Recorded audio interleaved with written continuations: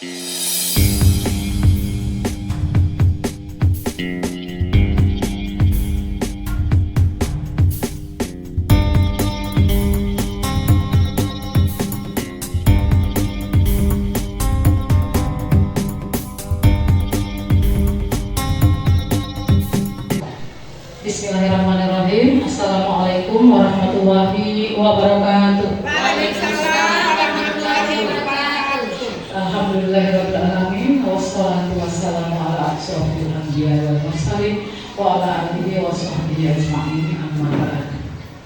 Ibu-ibu guru SDN 21 Tolong Buru Kota Bima yang saya hormati, alhamdulillah kita hari ini ada kegiatan CGP calon guru penggerak diseminasi modul 1.4 oleh Ibu Salina SPDI dengan susunan acara yang pertama pembukaan, yang kedua kata pengantar kepala sekolah atau yang akan diwakilkan nanti oleh Wakasek Kurikulum Ibu Sri Rahayu, yang ketiga presentasi oleh calon guru penggerak angkatan 8 Ibu Salina SPD, dan yang keempat yaitu istirahat dan penutup.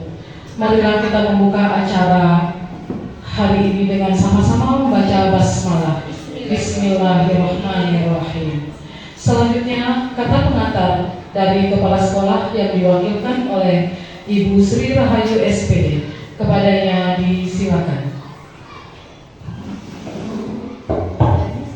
Terima kasih atas kesempatannya.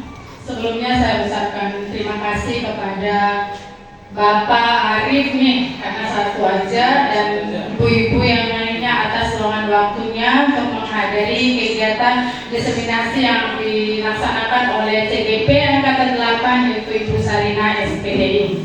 Dan puji syukur kita panjatkan kehadiran Allah Subhanahu wa Ta'ala atas rahmat dan karunia-Nya pada kita semua, sehingga pada hari ini kita masih dirahmati dengan kesehatan sehingga berkesempatan hadir di kegiatan diseminasi yang akan dilaksanakan oleh CGP Angkatan 8 Saudari Salina SPDI.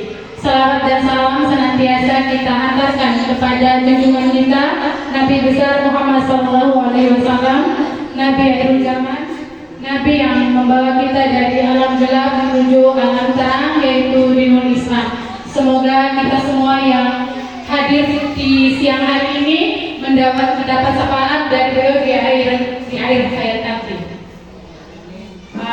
Untuk Bapak Ibu ketahui, mungkin masih ada yang bertanya, ada apa sih ini? Ini adalah salah satu kegiatan yang dilakukan oleh calon guru penggerak.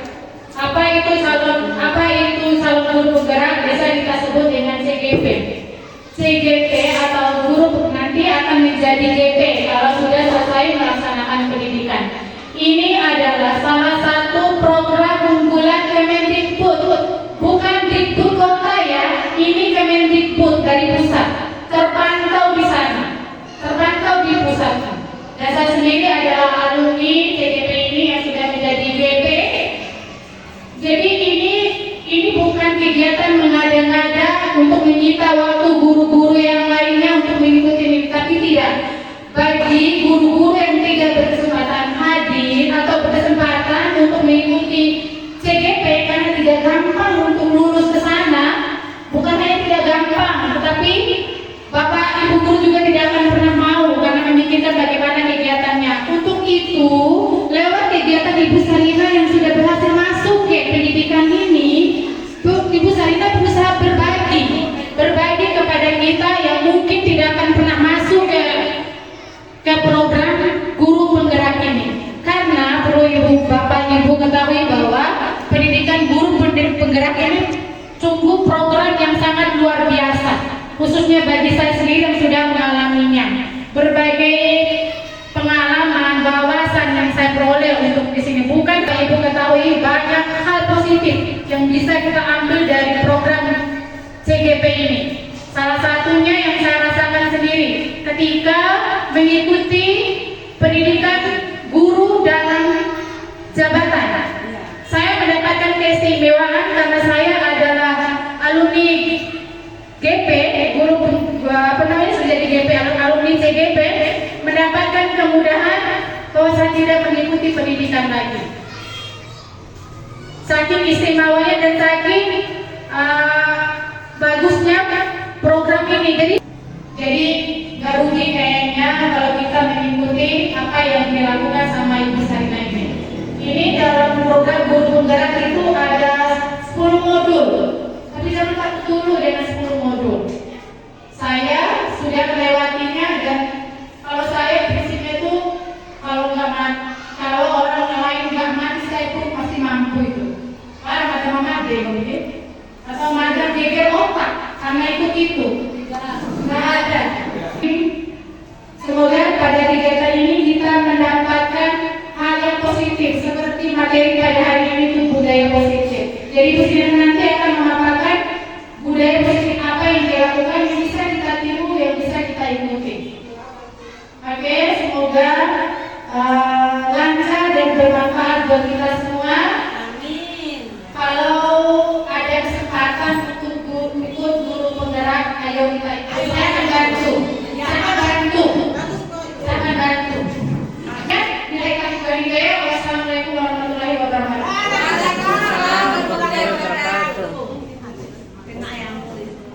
Terima kasih.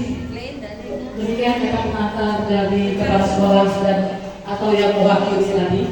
Masya Allah, semangat dan support yang tinggi dari Kepsek kita. Dari saya yang tidak mau menjadi mau nih.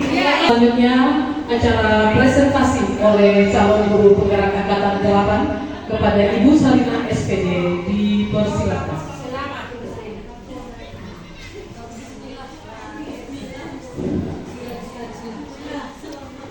Bismillahirrahmanirrahim. Assalamualaikum warahmatullahi wabarakatuh. Waalaikumsalam warahmatullahi wabarakatuh. Alhamdulillahirabbil alamin wassalatu wassalamu ala asyrofil anbiya'i wal mursalin wa ala alihi wa sahbihi ajmain, amma ba'd. Puji syukur kita panjatkan kehadirat Allah Subhanahu wa taala yang sampai pada saat ini masih memberikan kesehatan dan kesempatan kepada kita semua sehingga kita bisa hadir dan berkumpul di ruang IT ini dalam rangka mengikuti diseminasi modul 1.4. Tidak lupa sampaikan ucapan terima kasih yang sebesar-besarnya kepada senior guru penggerak yang telah memberikan kata pengantar sambutannya yang luar biasa, yang mampu memberikan motivasi yang luar biasa besarnya kepada teman-teman Bapak Ibu guru.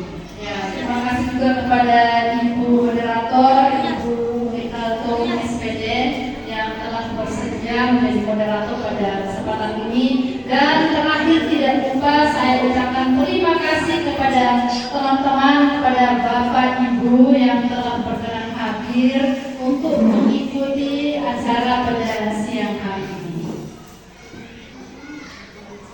Ya, saya berada di depan ini Bapak Ibu bukan berarti saya lebih pintar, bukan berarti saya mengajari Bapak Ibu semuanya seperti halnya kita mengajari murid, tidak seperti itu. Tetapi dalam hal ini merupakan wadah untuk kita semua untuk saling berbagi, untuk saling sharing. Kita di sini sama-sama untuk belajar. Nah, ini juga merupakan bagian dari program pendidikan guru penggerak. Adapun fasilitator saya namanya Alif Ilman Mansur MPD. Ini masih sangat muda sekali, umurnya 21 tahun. Beliau ini adalah sebagai dosen di IAIN Mataram dan saat ini lagi menyelesaikan program doktornya di Malaysia. Sementara doktor pengajar praktik adalah Ibu Rahmat Fitria dan ini asing bagi Bapak Ibu semua. Beliau ini adalah guru di SMA N1 Kota Bima. SMA. Ya. Sebelum kita melanjutkan, ya izinkan saya untuk menyampaikan sebuah pantun. Pakai baju yang berbeda-beda. Pakai baju yang berkeringat. Meski usia tak lagi muda, belajar bukan jadi halangan. Selanjutnya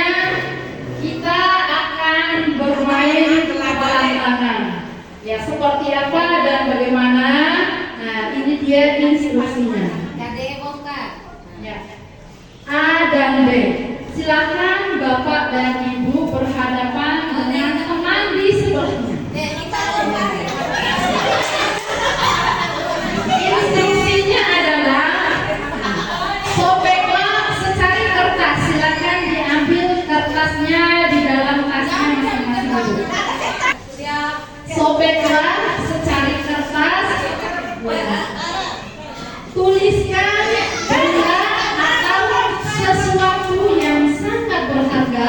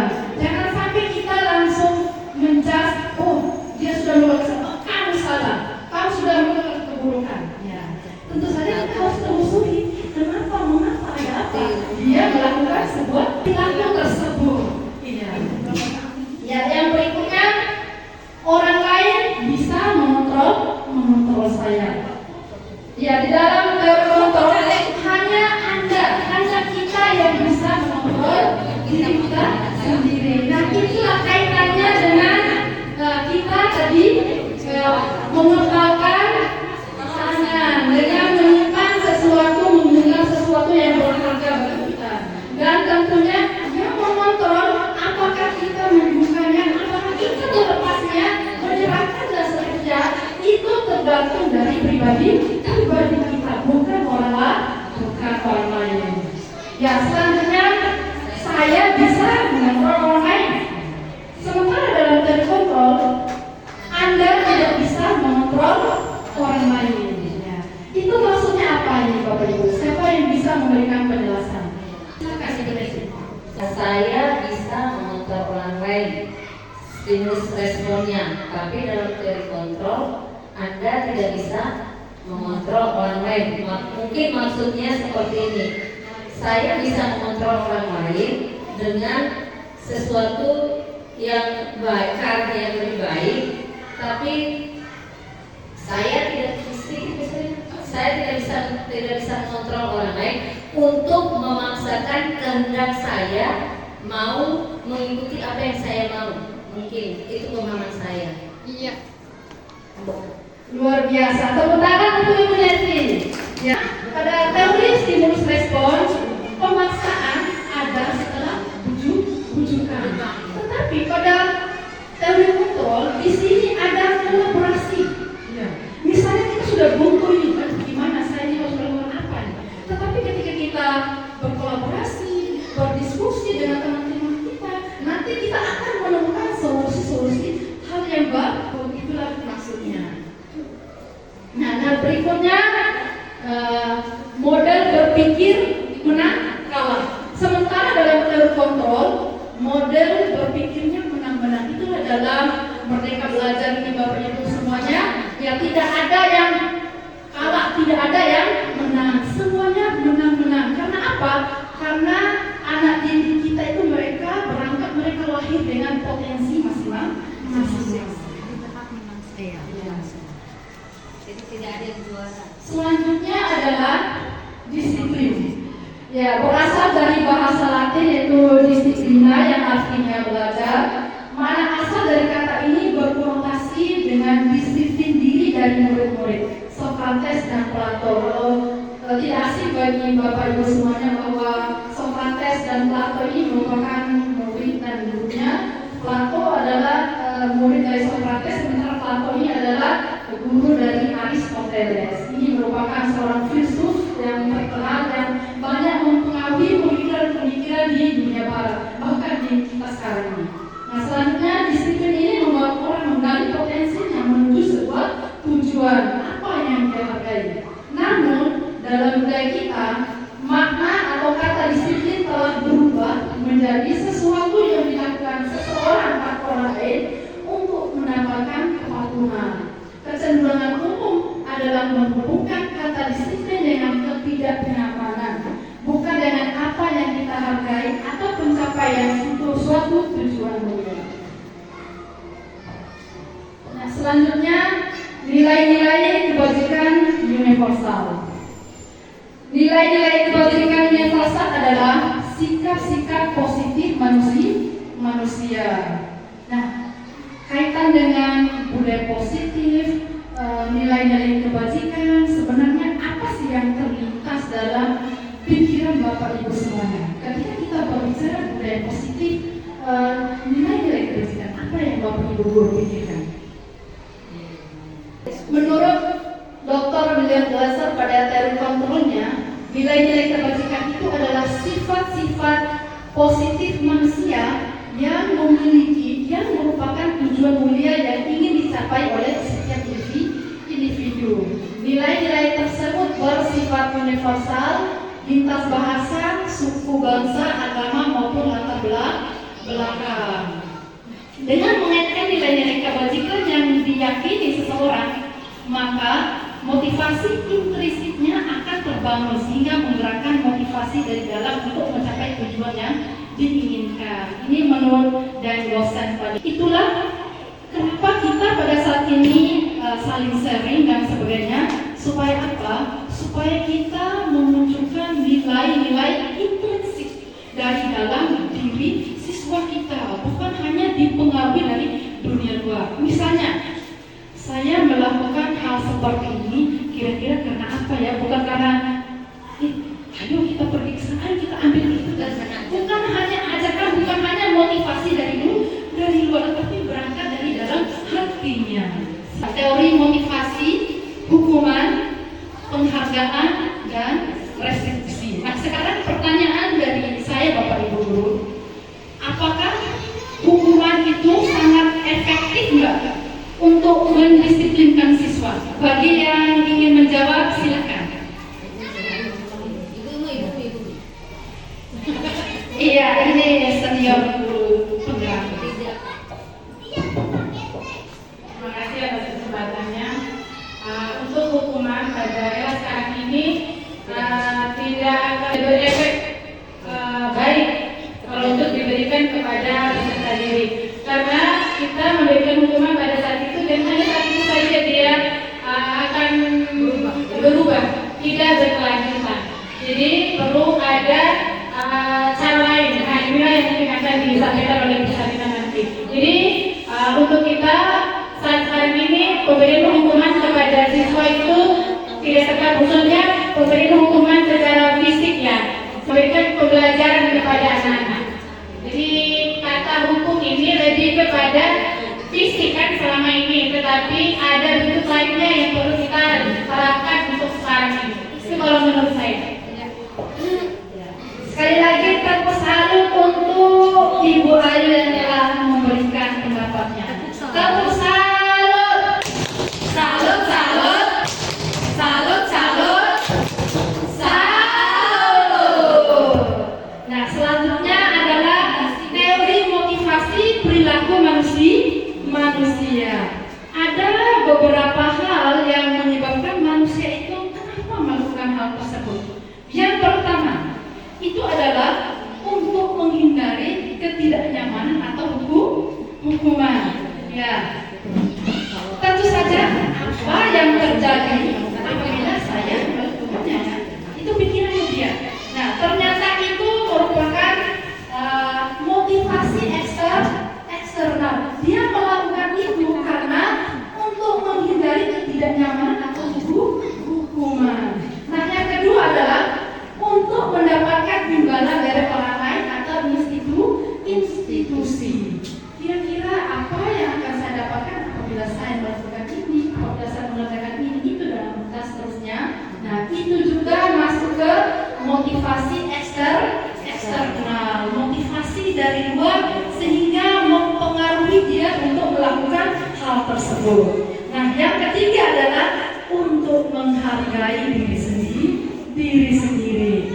Saya akan menjadi orang seperti apa apabila saya melakukannya. Nah, ini merupakan motivasi internal atau motivasi intrinsik yang muncul dari dalam diri. Nah, itulah tujuan kita, yaitu bagaimana seorang guru itu memunculkan motivasi intrinsik dari dalam diri siswa kita. Ya, next. Nah, selanjutnya merdeka menurut Ki Hajar Dewantara. Merdeka itu artinya tidak hanya terlepas dari perintah, akan tetapi juga cakap buat memerintah diri sendiri.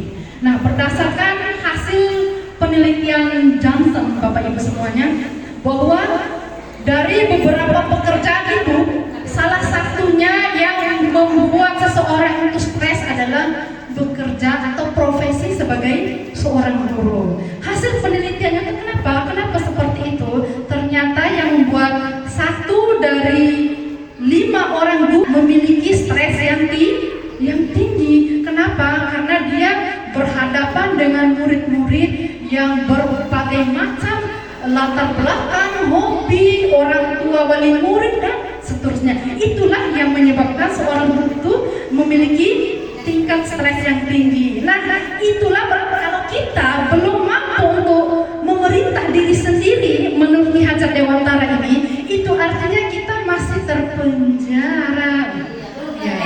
Iya, terpenjara. Kita belum mampu untuk memanage emosi kita. Kita belum mampu untuk memanage waktu kita. Kenapa kita terlambat? Itu artinya kita belum mampu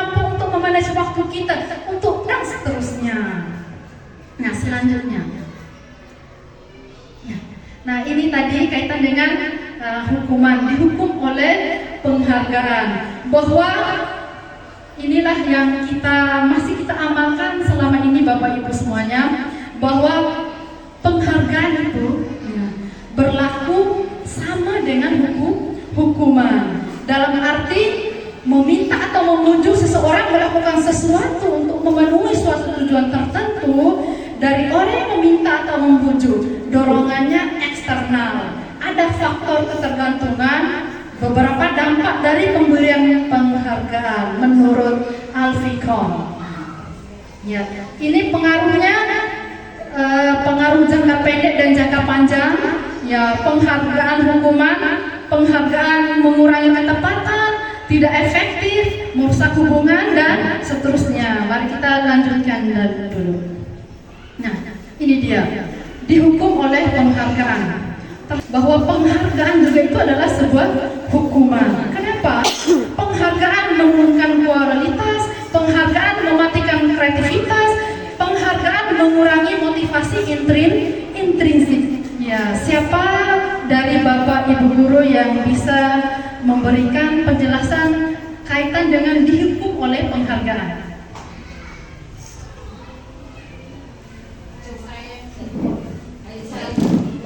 Silakan Ibu. Mungkin menurut pikiran saya ya, dihukum oleh penghargaan. Penghargaan menurunkan kualitas, penghargaan mematikan kreativitas, penghargaan mengurangi motivasi intrinsik. Biasanya anak-anak itu ya, ini untuk siswa, penghargaan untuk siswa. Ketika kita memberikan penghargaan untuk siswa, menurunkan kualitas. Mungkin siswa itu merasa puas, ya kan? Puas untuk saat itu, untuk saat itu saja. Jadi untuk mengembangkan dirinya itu saya sudah dapat ya. Guru saya sudah Kasih penghargaan. saya yakin nih, saya sudah bisa, ini nggak perlu lagi lah. Ya. Mungkin seperti itu ya. Jadi kreativitasnya juga Akan terkumpul. tidak ada lagi karena sudah merasa puas. Nah itu mungkin penghargaan itu dikatakan sebagai hukuman. Ternyata mematikan kreativitas dan kualitas anak-anak. Itu saja mungkin. Ya, luar biasa jawaban dari Ibu. Tepuk tangan semuanya. Ya, penghargaan menurunkan kualitas. Betul apa yang dikatakan oleh Ibu Uminatul tadi.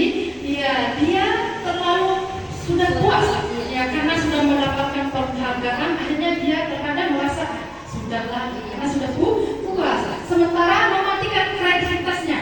Ya, mematikan kreativitas karena dia terlalu fokus untuk mengejar satu itu. Padahal dia memiliki potensi di bidang-bidang atau hal-hal yang lain. Ya, itulah yang akan mematikan kreativitas dia sehingga dia terlalu fokus untuk mengejar satu hal. Padahal masih banyak hal-hal lain yang harus dia kejar. Ya, penghargaan mengurangi motivasi intrinsik. Ya, karena dia lagi-lagi karena penghargaan ingin mendapatkan penghargaan, akhirnya motivasi dalam dirinya itu berkurang. Dia ingin melakukan sesuatu hanya karena ingin mendapatkan penghargaan. Gimana Bapak Ibu? Nah, sebelum kita melanjutkan, sekarang kita akan bermain dulu.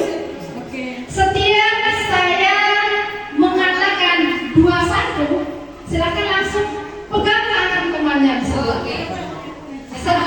Setiap saya mengatakan 21, silakan pegang tangan temannya. Ya.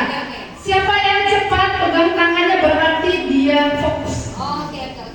Setiap Nur Laila keluar dari rumahnya, dia selalu melewati SDN 21.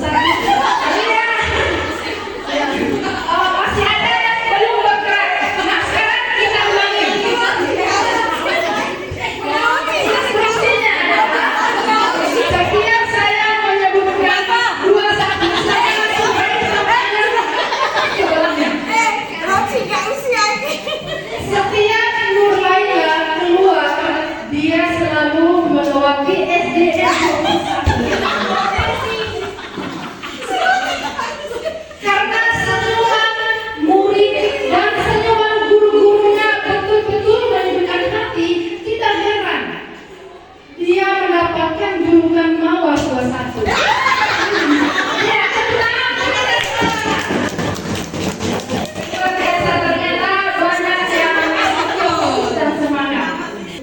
bentuk program kebajikan atau apresiasi.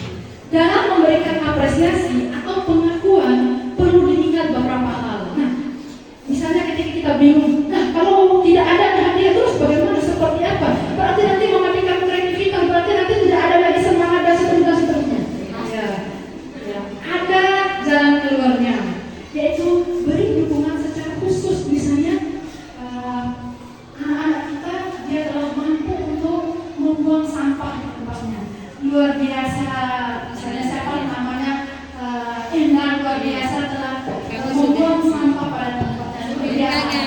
Anak hebat adalah anak yang membuang sampah pada tempatnya. Seperti itu. Bukan lagi kalimat-kalimat negatif. Tidak boleh buang sampah di situ. Jangan buang sampah di situ. Tapi bagaimana kalimat-kalimat negatif itu kita ubah menjadi kalimat yang positif. Beri pengakuan secara pribadi. Dekati dia, face-to-face, panggil dia.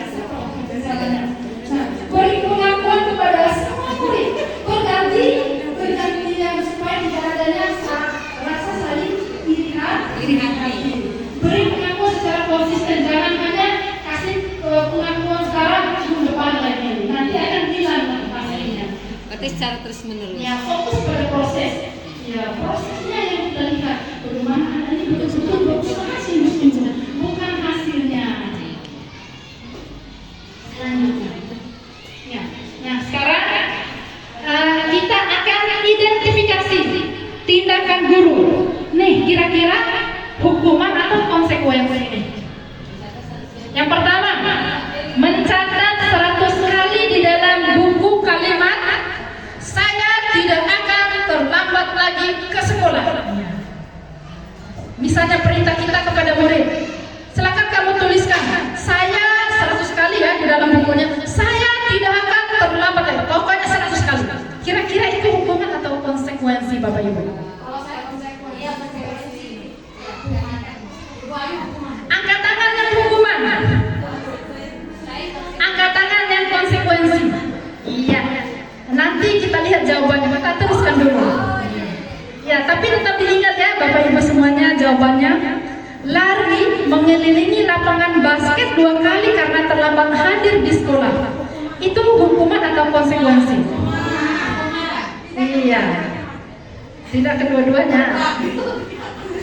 Nah, selanjutnya murid diminta push up 15 kali karena tidak menggunakan masker ke sekolah. Itu hukuman atau konsekuensi? Ya, diingat Bapak Ibu ya jawabannya. Nah, selanjutnya menggantikan kertas tugas teman yang telah dicoret-coret, itu adalah hukuman atau konsekuensi? Iya, diingat ya Bapak Ibu jawabannya. Ya, selanjutnya membersihkan tumpahan air di meja tulis karena tersenggol pada saat belajar. Itu masuk ke hukuman atau konsekuensi? Iya. Selanjutnya murid disuruh tidak mengenakan sepatu sehari di sekolah karena tidak mengenakan sepatu hitam. Itu hukuman atau konsekuensi?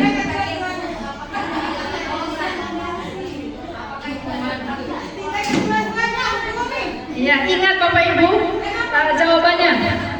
Yang terakhir, lari mengelilingi lapangan basket 2 kali karena terlambat 10 menit untuk pelajaran PJOK. Apakah hukuman atau konsekuensi? Ya.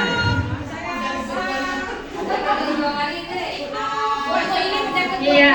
Nah, sekarang kita akan lihat jawabannya. Jreng. Ini dia. Ya, yang pertama hukuman, konsekuensi, hukuman dan konsekuensi. Kenapa yang terakhir itu konsekuensi bukan hukuman Bapak Ibu? Iya, luar biasa, Masya Allah Bapak Ibu semuanya. Ya, karena ini adalah mata pelajaran PJOK, lebihnya fisik dan ada lari-lari dan seterusnya.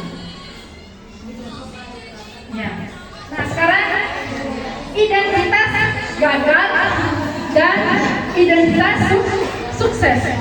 Ya, hukuman sesuatu yang menyakitkan harus terjadi, itulah hukuman.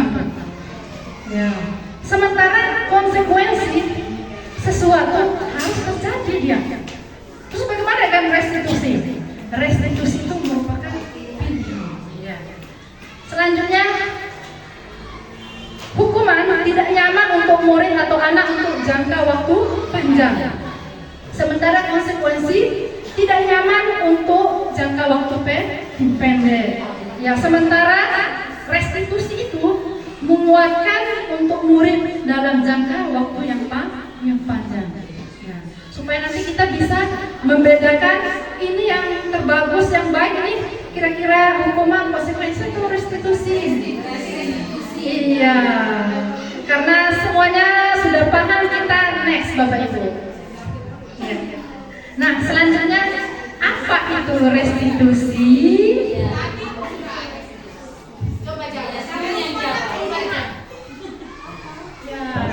Silakan Ibu Arfa.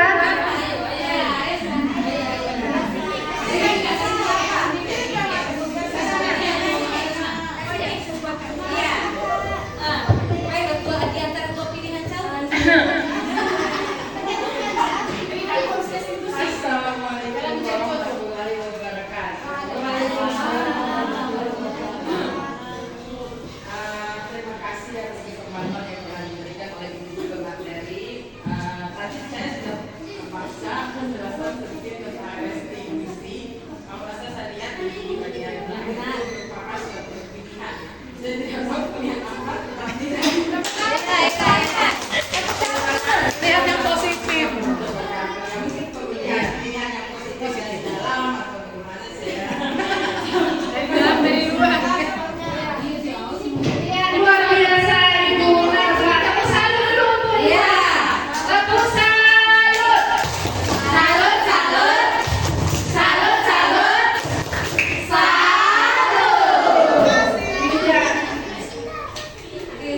Selanjutnya restitusi. Nah ini dia adalah proses dengan menciptakan kondisi bagi murid untuk memperbaiki kesalahan mereka sehingga mereka bisa kembali pada kelompok mereka, bisa kembali ke kelasnya, bisa kembali di keluarganya dan seterusnya ya dengan karakter yang lebih kuat. Restitusi juga merupakan proses kolaborasi, berarti dia tidak hanya disuruh kerja, disuruh bikin siswa saja, tidak, tetapi harus ada kolaborasi antara guru dengan murid. Membantu murid berpikir tentang orang seperti apa yang mereka ingin atau tujuan dan bagaimana mereka harus memperlakukan orang lain dan dosen. Nah ini dia peraturan. Selalu kembalikan buku ke tempatnya. Nilai-nilai kebajikan yang ingin kita capai itu kira-kira seperti apa, Bu, Bapak Ibu? Misalnya, dilarang mengganggu orang lain, hadir di sekolah 15 menit sebelum pembelajaran dimulai. Iya, bagus Ibu Arfa. Nah, kita lihat jawabannya. Disiplin semua. Nah, ini dia. Iya. Selalu kembalikan buku ke tempatnya, yaitu tanggung jawab. Kalau siswa kita, anak-anak kita, murid-murid kita, dia sudah tahu, sudah yakin bahwa tanggung jawab itu harus dia lakukan, harus sudah dia yakini betul-betul. Nah, tanpa kita kembalikan, tanpa kita suruh kembalikan buku, kembalikan uang, apapun itu, dia dengan sendirinya akan mengembalikan. Itulah tugas kita sebagai guru, sebagai guru. Ya, dilarang mengganggu orang lain. Kalau tidak boleh kamu mengganggu orang lain, dan seterusnya. Ya, bagaimana seorang guru menggunakan kalimat-kalimat yang positif dan keyakinan yang membuat dia untuk merubah apa yang dia yakini sebelumnya, kekeliruan sebelumnya, yaitu menghormati orang lain. Nanti ketika dia sudah menghormati orang lain, maka tidak ada kata-kata caci maki di antara anak-anak. Mereka tidak saling memukul, tidak saling merendang, senggol dan seterusnya, karena sudah meyakini bahwa menghormati orang lain itu muncul dari dalam diri. Misalnya, kita keluar, anak-anak keluar menggunakan helm. Itu kira-kira karena apa? Apakah karena takut kepada polantas atau apa? Iya, karena keselamatan. Nah, nilai-nilai itulah yang akan kita tanamkan kepada siswa. Ya, nah ini dia keyakinan kelas. Sebelum kita masuk sekarang, silakan Bapak Ibu berdiri semua. Ya, baik, coba perhatikan Bapak Ibu. Tepuk semangat.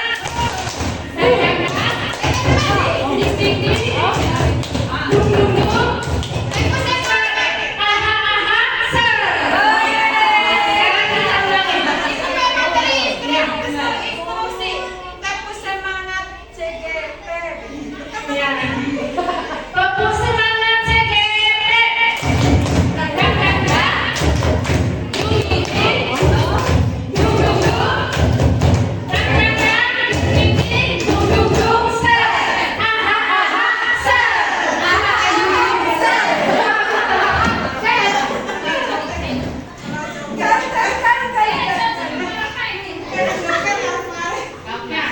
Tadi keyakinan kelas. Pertanyaan yang muncul, aduh, kenapa sih tidak peraturan saja? Kenapa harus keyakinan kelas sih? Kira-kira karena apa Bapak Ibu? Karena keyakinan kelas itu hadir dalam diri anak itu sendiri tanpa kita paksakan. Masya Allah. Tepuk tangan berdua. Ya, selanjutnya kita lihat seperti apa dia. Ya, sebelum menjelaskan kebutuhan dasar manusia, tadi keyakinan kelas itu, ya, bagaimana kita sebagai pendidik di dalam kelas memberikan keyakinan kepada mereka semua dengan cara silakan mereka kita persilahkan untuk mengeksplor. Misalnya hal apa saja yang tidak baik, yang kurang baik, silakan mereka tulis dulu. Silakan tulis, silakan tulis. Setelah itu nanti kita adakan sebuah kesepakatan dengan siswa-siswa, dengan murid-murid kita. Setelah kita sepakati, kita yakini ini akan kita sepakati, kita yakini untuk kita jalankan. Nah, itulah dari hal-hal negatif itu, misalnya Amina, kamu tidak boleh untuk makan di luar kelas. Begitu solusinya yang diyakini makan pada saat jam istirahat dan di luar kelas. Ya, kita berusaha untuk menghindari, jangan, tidak boleh, tidak boleh, harus pesan dan seterusnya. Ya. Nah, sekarang kebutuhan dasar manusia. Nah, sesungguhnya manusia itu dalam segala hal, dalam segala ucapan, tindak tanduk atau perbuatannya memiliki kebutuhan dasar. Apa saja kebutuhannya? Yaitu merasa kasih sayang dan diterima, love and belonging. Yang kedua adalah penguasaan atau powernya. Yang ketiga adalah kesenangan, fun, bertahan untuk diri, survival, dan kebebasan atau freedom. Silakan kita mikir, kita merenungi, kita merefleksi. Setiap hari kita melakukan sesuatu itu kira-kira karena apa? Apakah karena ingin menguasai? Apakah karena rasa cinta dan kasih sayang? Ataukah karena ingin bebas? Atau karena ingin mendapatkan sebuah kesenangan? Begitu juga dengan murid kita. Mereka melakukan itu pasti karena ingin melakukan seperti itu. Apa? Ingin mendapatkan yang ada di layar ini. Nah, sekarang 5 posisi kontrol. Nah, sekarang saya sediakan sticky note-nya Bapak Ibu semua. Silakan posisi yang mana yang Bapak Ibu dulu ambil. Ya, silakan nanti langsung ditempel saja. Jangan lupa Bapak Ibu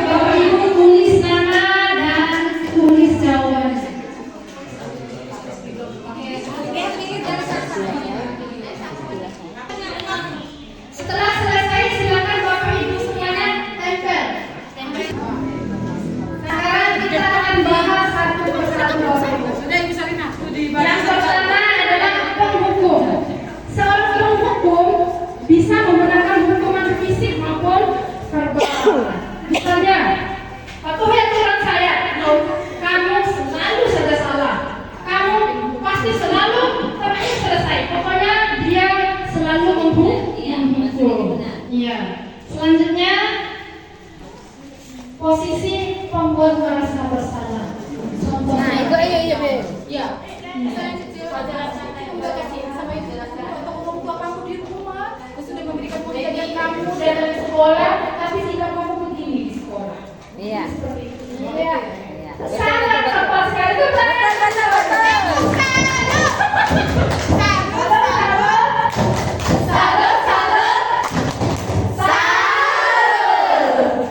Iya, itulah satu dari dua yang tadi sudah benar. Ya, Bapak Ibu guru, nanti kalau kita melakukan ini, nanti Bapak Ibu guru akan dimarahi di sekolah. Sebagai teman, pada posisi ini tidak akan menyakiti murid, namun akan tetap berupaya mengontrol murid melalui persuasi. Posisi teman pada guru bisa negatif maupun positif, berupa hubungan baik yang terjalin antara guru dan murid. Ya, guru di posisi teman menggunakan hubungan baik dan humor untuk mempengaruhi seseorang. Apa akibat dari posisi seorang guru sebagai teman ini, Bapak Ibu semuanya? Kalau posisi penghukum tadi tentu saja itu yang harus kita hindari. Yang pertama dan kedua. Nah, dan sekarang kita bahas adalah posisi teman. Karena terkadang kita menganggap ini adalah sebuah posisi yang betul-betul sangat ideal bagi kita sebagai seorang pendidik. Ya, ternyata posisi sebagai teman ini dia memiliki ketergantungan. Siswa atau murid kita memiliki ketergantungan kepada guru tersebut. Misalnya, dia menghormati ketika berhadapan, ketika bertemu dengan ibunya saja. Sementara ketika dia bertemu dengan guru-guru yang lain, tidak, karena dia sudah menganggap bahwa Ibu Endang, Ibu Nuni, Ibu Ayu dan sebagainya itu adalah sahabatnya, itu adalah temannya. Tetapi tidak kepada guru-guru yang lain. Nah, selanjutnya adalah posisi yang terakhir, Bapak Ibu semuanya. Nah, ini dia pemantau. Kamu sudah lihat pada jam berapa ini kamu datang? Satpam, betul. Ini sudah lihat. Kamu tahu nggak kita masuk jam berapa? Ini sudah jam 9 kamu datang ini. Nah, itu adalah posisi pemantau. Lebih kepada data, lebih kepada waktu dia.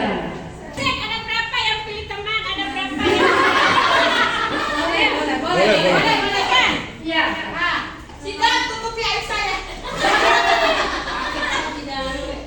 Teman Endai, Leti teman, Iqbal teman, Kartu teman. Apa itu? Sita teman, saya sendiri teman, Hasnita teman. Masya Allah. Ainul teman,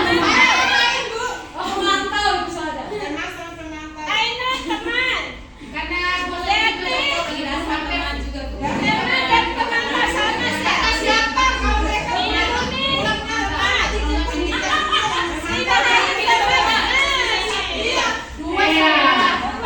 Sekarang Bapak Ibu catat semuanya.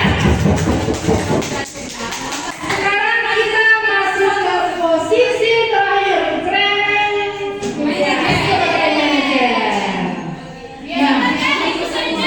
guru berbuat sesuatu bersama dengan murid, mempersilahkan murid untuk mempertanggungjawabkan perilakunya, mendukung murid agar dapat menemukan solusi atas permasalahannya. Iya, nah, guru yang sebagai seorang manajer, ya, dia bekerja sama dengan muridnya. Murid bisa mempertanggungjawabkan apa yang telah dia perbuat, dan dari murid sendirilah solusi dari setiap persoalan yang dia hadapi. Itulah sebagai seorang manajer. Nah, kesimpulannya adalah posisi yang sangat ideal sebagai seorang manajer adalah sebagai manajer. Masya Allah. Next. Nah, segitiga restitusi. Nah, itulah yang dilakukan oleh seorang manajer.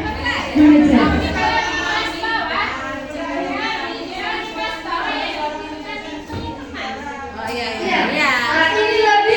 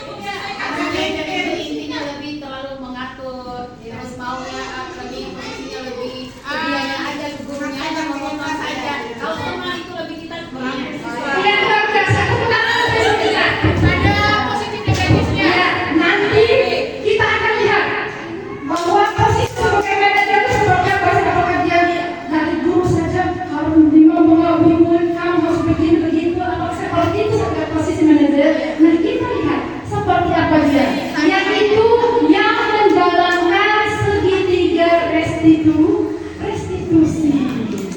Ya, ada 3 langkah dalam segitiga restitusi, yaitu menstabilkan identitas.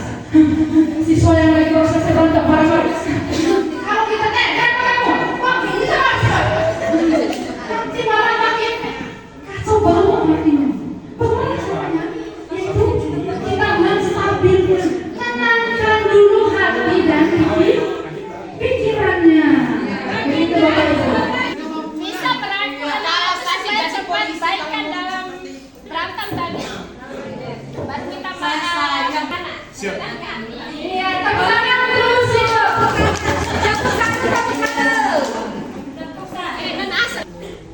Kita validasi kebutuhan. Yang ketiga adalah menanyakan keyakinan seperti apa kita lanjutkan. Kira-kira keyakinan yang mana yang telah dilanggar? Nah, kalau dia baru memberontak, berarti muncul dari keyakinan dia, oh ternyata saya sudah melanggar menghormati orang lain. Begitu Bapak. Dia sudah menyadari bahwa saya melakukan, sudah dia identifikasi saya melakukan ini karena ini, ya apa yang saya langgar, ternyata saya melanggar menghormati orang lain. Bagaimana solusinya dan seterusnya. Kita lihat contohnya. Ya, menstabilkan identitas. Nah, ini adalah contoh kasusnya.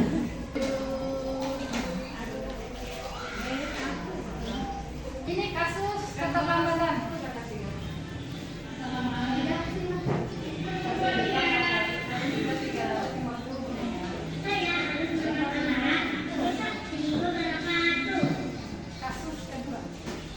Ini merupakan kita menstabilkan identitasnya, emosi anak-anak, bahwa dengan mengatakan bahwa kesalahan itu bukan hanya murid kita saja, bahkan Bapak Ibu guru pun pernah melakukan kesalahan, pernah terlambat. Nah, kira-kira seperti apa? Nanti mereka langsung berpikir, berarti saya harus bangun pagi lebih pagi lagi. Berarti dia akan langsung dari dalam hati dan pikiran murid kita. Ya, dengan cara dia harus tidur lebih awal, terkadang masalah awal dia akan bersama dengan orang tua atau kakaknya di rumah. Terkadang begitu jawaban murid kita seperti itu. Nah, selanjutnya yaitu kita tanyakan keyakinan. Kira-kira keyakinan apa yang telah kita langgar karena keterlambatan itu, yaitu nanti dia akan ingat kembali apa yang telah dia sepakati di dalam kelasnya, yaitu tentang kedisiplinan. Nah, bagaimana caranya untuk memperbaiki persoalan itu, permasalahan itu? Itu dia bangun cepat, tidurnya lebih awal, nggak alarm, nggak bisa dibangun sama mama, bapaknya, orang tua, saudaranya, dan seterusnya. Nah, kita tanyakan kira-kira kapan untuk memulai? Ya, karena dia sudah menyadari kebutuhannya, ya, maka dengan secara otomatis dia akan menjawab sesegera, bahkan terkadang murid kita akan menjawab mulai hari ini. Ya, demikian Bapak Ibu semuanya yang dapat saya sampaikan pada kesempatan ini. Lebih dan kurangnya mohon maaf. Nah, sekarang terakhir adalah refleksi. Ya, kira-kira apa yang Bapak Ibu rasakan, pikirkan semuanya setelah kita mempelajari dari menit awal hingga sekarang ini. Silakan Bapak Ibu, silakan refleksinya. Dari kesempatan ini saya jadi paham apa itu hukuman, apa itu konsekuensi, dan apa itu restitusi. Terima kasih pada Ibu Ustaz.